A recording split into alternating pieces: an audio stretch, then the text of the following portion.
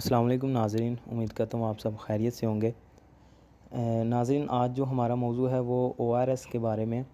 तो ओआरएस जो ज़्यादातर तजवीज़ किया जाता है या डॉक्टर हज़रात जो हैं वो इस बारे में कहते हैं कि ओआरएस पिएँ।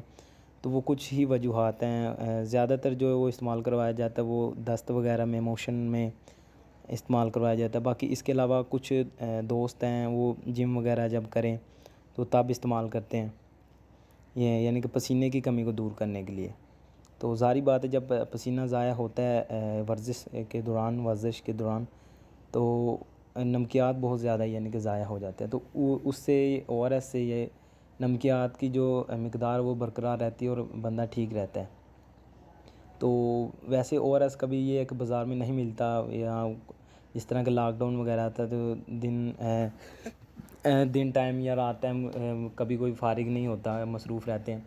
तो ये एक सादा सा एक तरीका है ओआरएस बनाने का जो घर में बंदा इजीली बना सके, और फ़ायदा इंशाल्लाह उस ओआरएस से ज़्यादा होगा। और यानी कि ये है कि ये ख़ालिस चीज़ मिलेगी अपनी आँखों के सामने।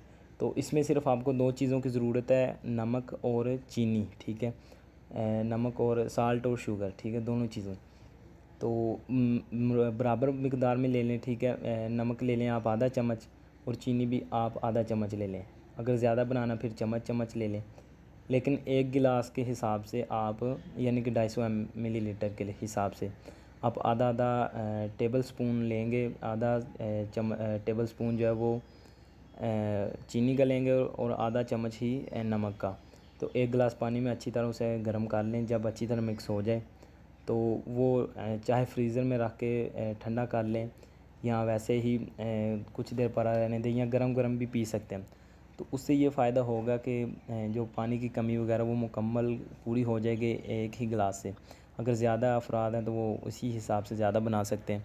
तो ये आपका देसी ओआरएस तैयार हो जाएगा, और इंशाल्लाह जो फ़वाइद हैं वो असली ओआरएस से कहीं हद तक बाहर के मिलेंगे आपको। तो ये वो चीज़ें जो आम घर में मिल जाती हैं, कोई मसले वाली बात नहीं होती। तो नाज़रीन, उम्मीद करता हूँ आपको ये वीडियो पसंद आई होगी। अल्लाह हाफ़िज़, फ़ी अमानिल्लाह।